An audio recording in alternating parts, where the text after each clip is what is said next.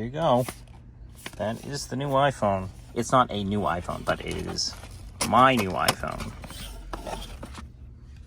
There it is. Ta-da!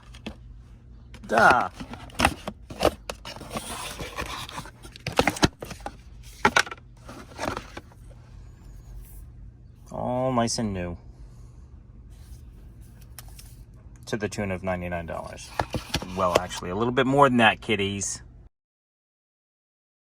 That was an ordeal, let me tell you.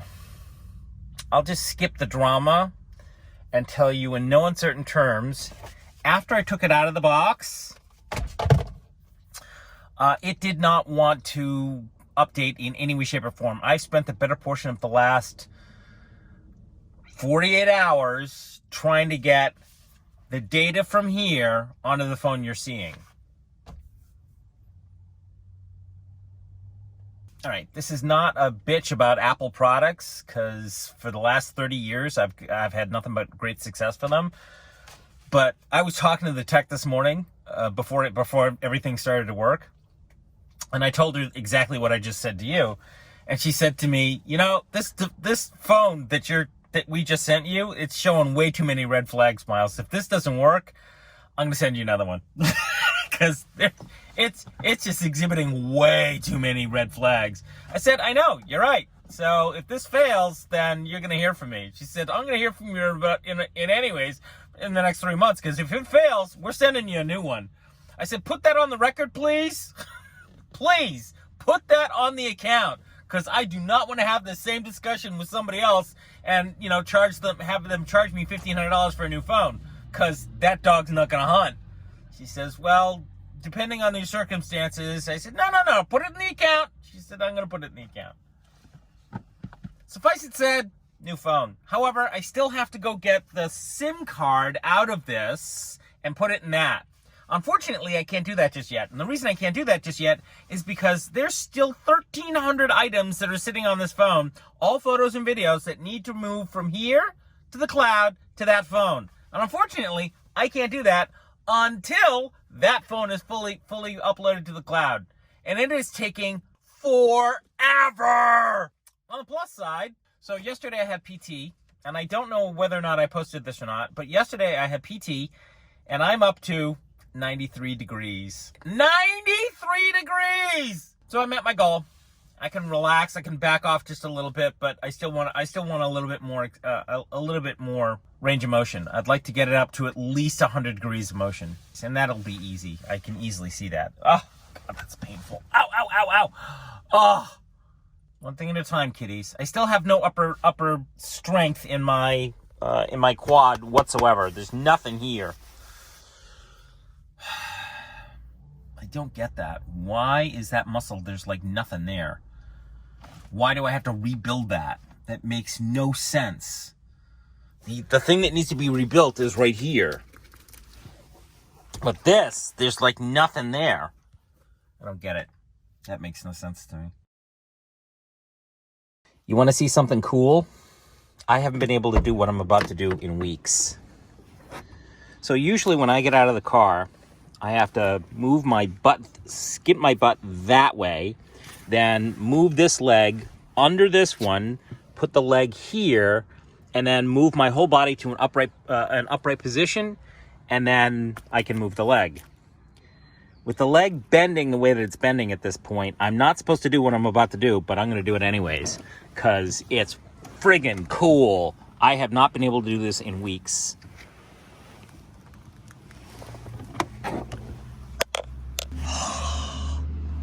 Yeah, I know. That is way cool. I know. It's the little things. It really is. It's the little things that, you know, turns your wheel.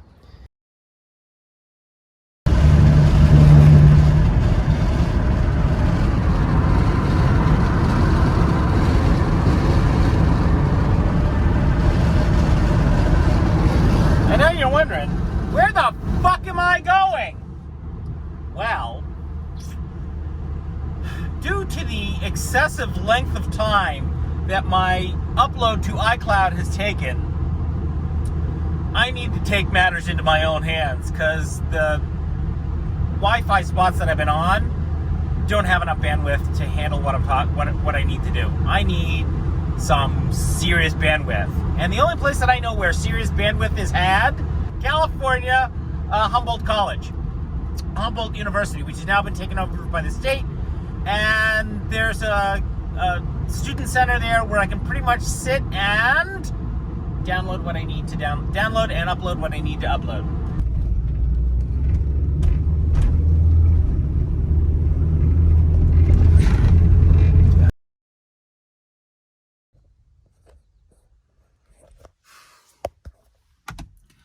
Well, that was a complete waste of my time. The bandwidth here sucks. And it was confirmed by the people I just talked to.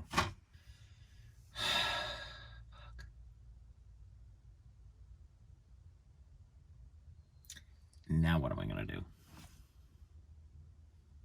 I got nothing. I need upload speeds, and I got nothing. And there is no other university in the area. There is no other college in the area. Except for this place. All right, so you're probably wondering, what is he on about with the whole upload thing and the cloud thing? Okay, so let me rewind the tape a little bit. It's been 5 days. 5 days. Oy. It's now stuck at 903 items. And I am currently sitting under our Verizon trunk tower. It's got about, well, no, I don't have to I can actually show you what the bandwidth is. So we're going to Verizon. Yeah, that's wow, okay, that's really wonky. All right, there we go. Because it was buried at 140 a little while ago. This is download speed. We want the upload speed. Here we go. Yeah, okay, that hasn't really changed that much. It was at about 30 a little while ago. It's, as you can see, it's off and on, anywhere between 20 and 24. So I am trying to get this number at least under 900 today. And I just may have to claim victory and say, all right, well, we got a whole bunch. This morning when I woke up, it was at 971. And I've been sitting under a Verizon tower since I shot that last video. That's this guy right here. About 5-6 hours ago. Fuck.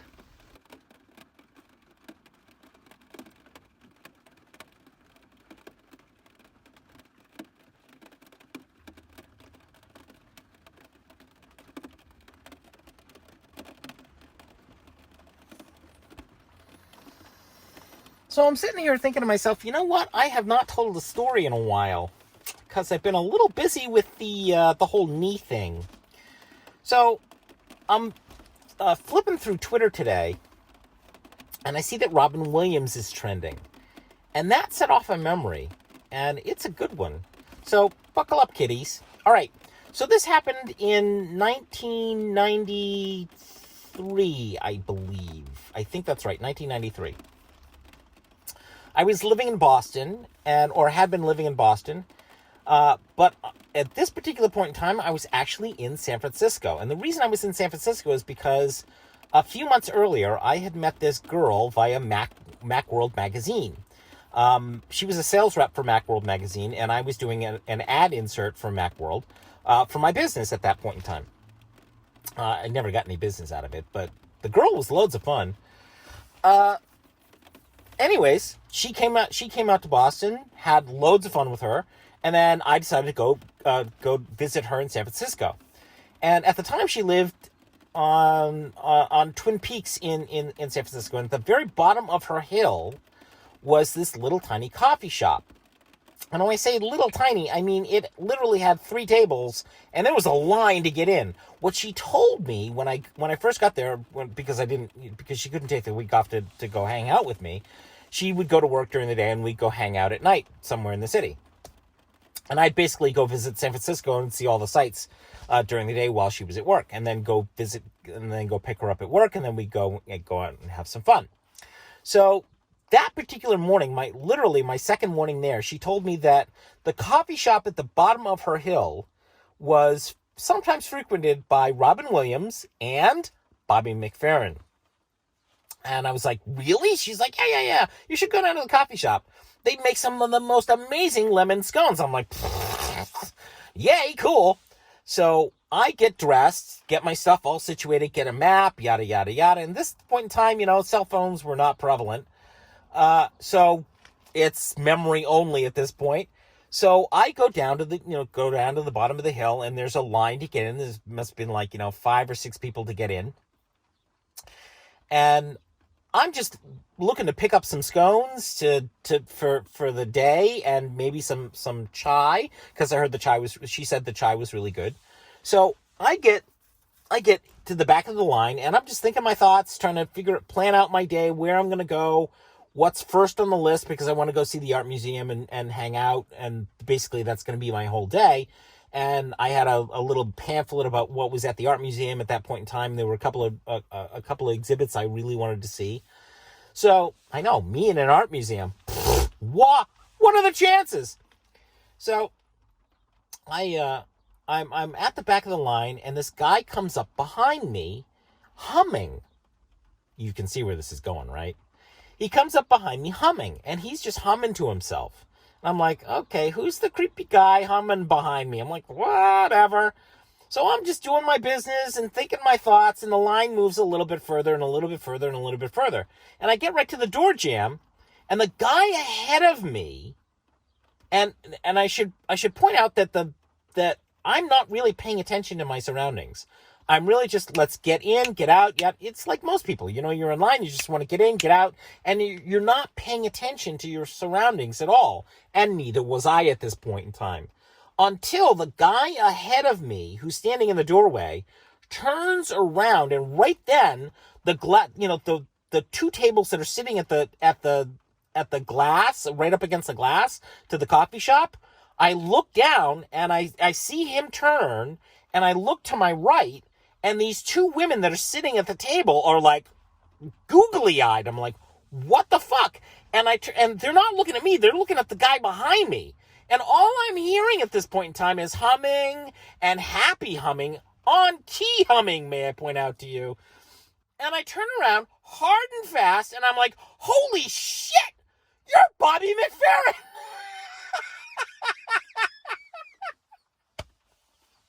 And he's like, in the sweetest, calmest voice, he's like, yeah, I am. And who are you?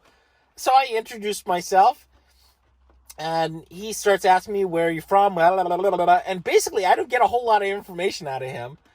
But I told him what I was doing there and why I was there and yada, yada, and what I was going. And do you have any suggestions to where I should go today? And he's like, well, you probably should. Have you done this? Have you done this? Have you done this? And I'm getting fucking tour advice from Bobby McFerrin. Oh my God. And everybody is just like, they're like hushed tones. Oh my God, that's Bobby McFerrin. And this guy is talking about Bobby McFerrin. And I don't know that this is a thing at all, other than I'm so excited to meet, Bobby McFerrin. And I respectfully refer to him as Mr. McFerrin. And I said this like 3 or 4 times. And he stops me and he says to me, just call me Bobby. I'm like, oh my God. Ooh. Oh my God. So I get to the front of the line, and the woman behind the counter, the register, says, can I take your order? And I said, you know what? I'm going to let Bobby, go ahead of me. And he's like, no. You were in line ahead of me. And I'm like, no, Mr. McFerrin, here, you go ahead. So he thanks me kindly, and he goes ahead of me. And he's, reaches for his wallet to pay for it. And I whip out my $10 bill that I was, planning to pay for, my lunch and whatnot. And I put it down on top of his hand. And I said, Mr. McFerrin, let me pay for this. He's like, no, I can't allow you to do that. I said, Mr. McFerrin, Bobby, sorry. You've given me so much joy in this life. Your albums, I own all of them. I've been to your concerts at least 3 or 4 times, and I'm I'm just glad that you're here on this planet. Just let me do this little tiny thing for you. And he looked me dead in the eye at that point in time, and I'll never forget this as long as I live. And it was just this look of gratitude and graciousness and kindness. I've never seen it before, and I'll probably never see it again. But it was just, okay. And he took his hand away and let me pay for his meal, or his coffee. And it was just coffee for him, and it wouldn't have mattered what it was for. And I was just like over the moon. And he got his stuff, and he turns to me and he says to me, "Is there anything that I can do for you?" And at that point in time, now looking back on it, I wish I had an iPhone. Because I would have said to him, "Would you continue humming that little tiny ditty you were humming out on the street?" But I turned and I said, "No, Mr. McFerrin, thank you very much. Thank you." And he turned and he waved to everybody in the place, and he shook my hand, and then he walked out the door. And that was how I met Bobby McFerrin. There are a few more of these stories I should point out to you, but that one's pretty special. Alrighty, kiddies, that is enough yapping from me today. Thanks so much for listening. Thank you very much for your patronage. And thank you very much for all of your donations. I'm going back to an Airbnb tomorrow for about 3 or 4 days, and then I'll be back here in the van. But I just wanted to say thank you for everything that you've done for me. You got me from point A to point B, and that's all that really matters. Thank you. Alrighty, kiddies, you have yourselves a great day, and I look forward to seeing you in the next weekly Miles. Bye!